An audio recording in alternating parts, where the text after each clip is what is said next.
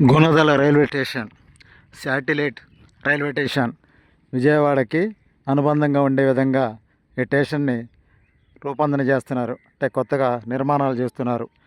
ఈ స్టేషను పూర్తి అయినట్లయితే ఇక్కడ చాలా ట్రైన్లు ఆపవచ్చని చెప్తున్నారు.